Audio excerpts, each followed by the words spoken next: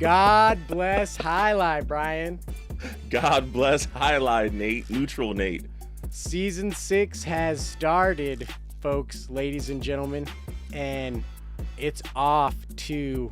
If there's one thing I tell you, it's not. Season 6 is not your daddy's season 5 battle court. It's different. Season 6 is not your daddy's season. Yeah. Yeah. Mm-hmm. Your dad. He watches Highlight. He's confused. You need to help your dad out. He doesn't know. He's like, where do I go to find this for starters? Is there a league pass? You, Dad, watch in the Highlight app. Watch on highlight.com. Watch on YouTube. Watch on ESPN3. Watch on DraftKings. You know, they're all over the place too. But 2 games have happened so far, Bryan. You've got the Fireballs taking down the Devils in a dominant game day performance. I think it was 6.5 to 1.5. Devils only took down one match of the day, which if you've been listening into my preseason draft where I decided at the end I was going to make myself a Devil guy this season, and they were my prediction to finally break through. Doesn't look like that's happening, folks. They're Alex, number 1. Didn't have a good game day. Turns out he's Inaki's brother, or Inaki. I don't. All these Highlight names, so difficult to say. Inaki last season was probably the lowest rated one, had the worst record, but he was going through injury. He wasn't healthy. He was battling some stuff. He seems healthy now, and he dominated his little brother Alex, who's the Devils' number 1. But they dominated. Homatasha. He looked good. Yeah. But the big news, Bryan, is Ikeda played 3 matches, former Cyclone, and he's playing in the backcourt. And if you're Cyclone ownership, I think you got to be a little frustrated by that because through my network connections, I know they asked Ikeda to play backcourt. And he refused. He would not do it. Bueno is traditionally front quarter, but the Bueno-Ikeda pairing, which first time they were together had a decent season, second time they were together, not as good. Still competitive, lost a lot of close games, but not a good second season. But Bueno played out of position. Bueno's much more dynamic front quarter than he is a back quarter, and Ikeda would not go to the backcourt. But now he's playing backcourt with Jedin. He's playing backcourt with Hormatexea, something like that. I don't know. Homatasha. There you go. Nailed it, Bryan. Spot on. He's playing backcourt now, and that pairing looked pretty darn good. And getting 6 points any game day against anybody is a pretty impressive feat. What are your takeaways, Bryan, from the Fireballs Devils game? Huh? What were you taking away from that game day? I'm taking away the idea that maybe Ikeda didn't feel like he was surrounded by people deserving of him. Oh, whoa.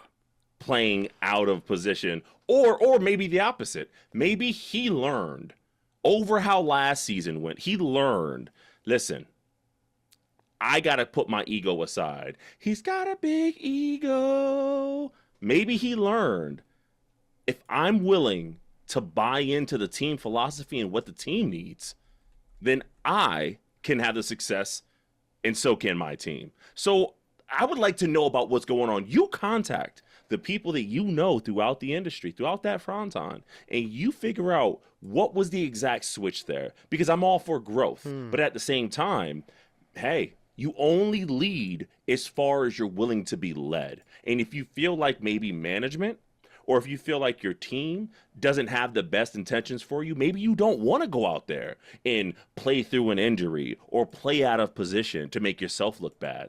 So, hey, listen, just that Ikeda we saw wasn't the Ikeda we seen. And that was impressive. I want to know what was the talk with Inaki and Alex. I want to know what they were like.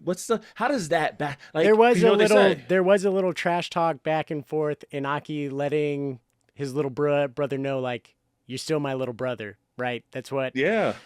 I'm your older brother, and this is my job. Put you in your place. And week week 1, first matchup, I think that everybody plays each other maybe like 4 times.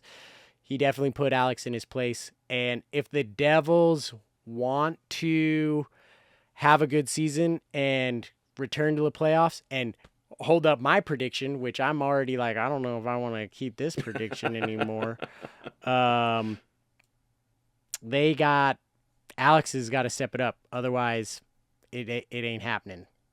Iron sharpens iron, and brothers beat brothers. So, hey, this might be the start of something wonderful. Who knows? Who knows? But it's interesting to see how they transpire in their matchups throughout the rest of the season. I want to just know who gets the best out of best. It's given Eli and Peyton vibes, and I'm interested to see how that goes. You know what's not giving Eli and Peyton vibes? Well, kind of Peyton, but I'm wondering, is this Peyton in the beginning of that Denver career, or Peyton towards the end of that Denver career? What's up with our boy Manu? So, I mean, Manu did not get off to the same start as he did last season. I think last season, his first singles match was against Go Cherry with his, that was just one of the most electric singles matches I've ever seen, with those two going back and forth last season. He did go 3 sets against Zuleika, and honestly, I'm not concerned. Him and Zuleika have gone kind of back and forth, and from my memory, they just kind of have this thing where like either one of them's got it or they don't. Like they both went 3 sets, and the sets weren't all that close. Like the first one, Zuleika 1-6, Zuleika, then 5-6, and then 1-6 Zuleika. 1-6. Like either usually between those two, one of them just gets up, and sometimes they're just really streaky players, and Manu wasn't able to really put together any streaks in that one.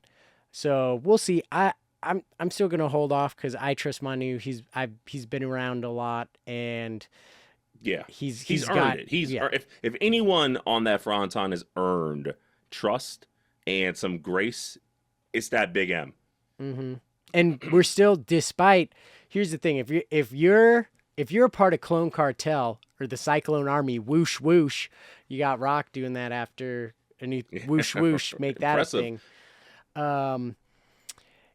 I think you're feeling good about the Cyclones this season. So they still won the game day. You got the game day win. You get game day wins, you're going to make the playoffs. Okay? Most of the teams make the playoffs. You get the game day wins, you make the playoffs. And you still got it despite you didn't get any points from your top player and your top teams. But your new players that you added, Ron, game day player. Ron looked solid. Ron looked beastie. Very solid. Ron and Art Rock, that double R connection. Listen, I'm just saying, like, could this be a season where Manu is allowed to kind of float until he's needed? You know, not expend so much, kind of Jimmy Butler it. And because if you can get this game day win without, like you said, these amazing performances where he's taking on the young and up and comer Go Cherry and all this, then don't expend all that effort, man. And we know you're older. We get it.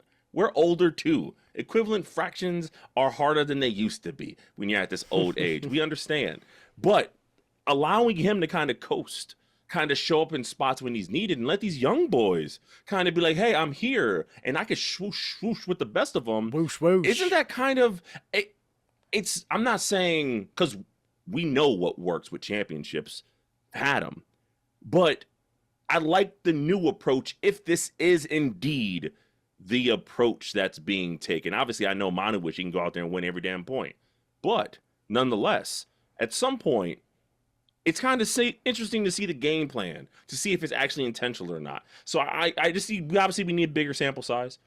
We obviously want to know what's going to go down in the next match versus... Next matchup for the Cyclones?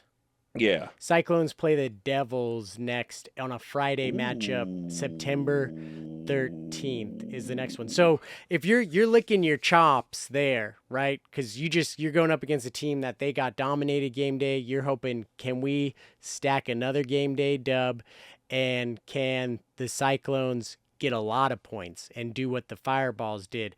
But you're also like, hurt dog's gonna battle or something like that, as that saying goes, right? So, You don't want to hurt- corner a raccoon. right? Hurt Tasmanian devil in a corner. Woo, you don't want to face that, right? So No one puts Tasmanian devil in the corner. they're gonna be come out biting with that powerful bite that they got. And Bryan, you know what? What I'm also, the last thing when we're looking at that game day, what did we tell you about the Cyclones 5-6 team of Bueno and Rock? We told you they were going to be one of the best 5-6 teams, because that's new. The 5s and the 6 play together, and sure enough, that was the only match that didn't go 3 in that game day, and it was domination, 6-1, 6-3.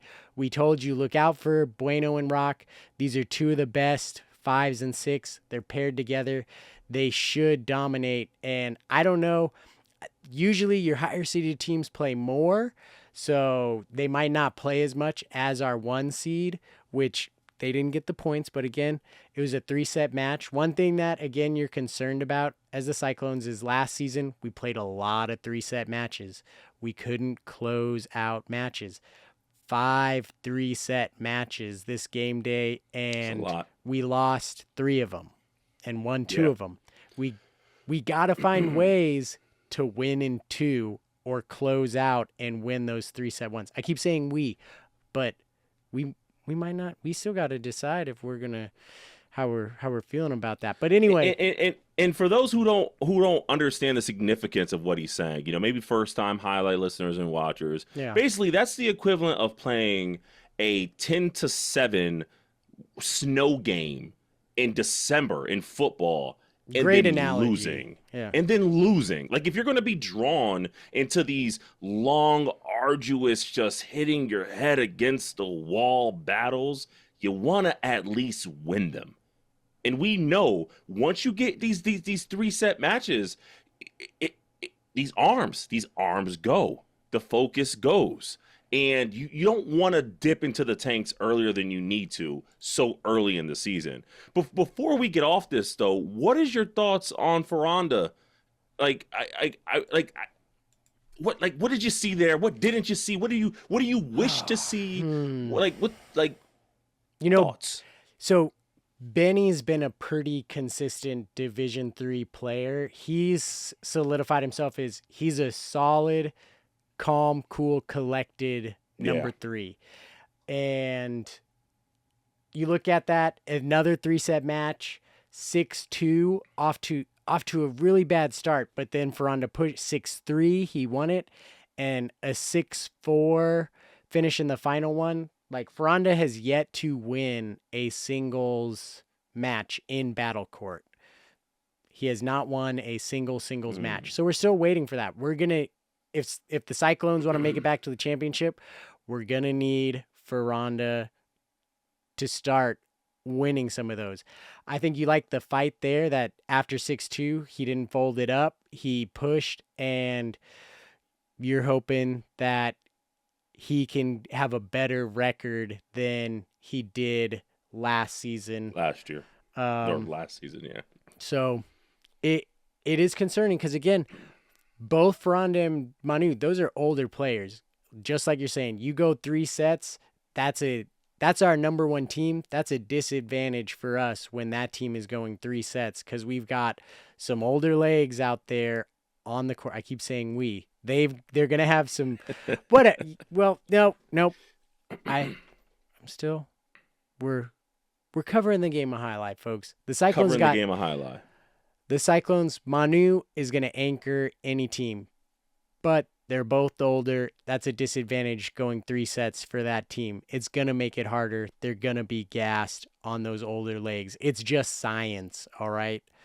But this Friday, last matchup of the week, Friday matchup, which for whatever reason the Cyclones we only got I keep saying we. Cyclones only got 3 Fridays. If you're Cyclone ownership, you're a little disappointed in that. And everybody else got 5 or 4 game game day Fridays. Plus, when it rains, it pours. there's a whole new game day that people are playing where they gave the Cyclones 2 game days where they're Friday afternoon games. So there's also Friday afternoon games. The Cyclones have not the matinee. I know, which I don't even think people can go to those. So there's 2 Friday afternoon matches that they gave us. Gave the Cyclones the least. Gave the Cyclones the least Friday night matches. But those, guess what, Brian? On those Friday afternoon matches, Manu can't play. He has work. So someone's gonna have to step in sub for him. And you know who we're playing? We're playing the defending champ Wall Warriors and then the Devils. So the Wall Warriors, that's gonna be a tough game day to go up against the defending champs without your number one. Thanks. Who do you think steps in? I think Ferranda or Amiga Reina, actually, because Ferranda's a front. Reina. It's got to be Amiga Reina because, well, actually, honestly, I don't know because I gotta go back through my connections. Ferranda might be able to play backcourt, and he might be able to sub in. And who's willing to play backcourt? So then someone else is gonna sub in as a front quarter. It would make the most sense that it'd be, since Amiga Reina's our 3, that it'd be Amiga Reina Ferranda would step in and be that their Division 1 team. But last thing for now, preview, folks, for God Bless Highlight Week 1 of Season 6. We got the Renegades Warriors. These are what are your top 2 teams here from what we've seen. Creme de la creme. What do you like, Brian, about Warriors Renegades? I'm interested in match 2, match 4. I really want to see if Gocherry continues his ascent up the battle court infamy rankings of absolute disaster, destruction, and dominance. Yeah, you hear me? A, B, E, D, E, D, D, D rankings. Yes. He is somebody who I'm getting Wembanyama vibes from him, where it's like, okay, I got some stuff I got to work on. I understand that I'm the new one here. I'm the one who, I don't have the tenure of a Manu or I don't have the lineage of some of these folks. But what I do have is a Cesta and talent. And boy, when he gets going, I also want to see Manny and Douglas. I want to see what they look like because there's some common names there, and when I see them, makes me think of things. How about you? What are you interested? What are you interested to see with this Warriors? Yeah. I just want it to be close because if it's close, then it's scary to me because that means both teams are still good, both teams are still high level, and those are 2 teams that we.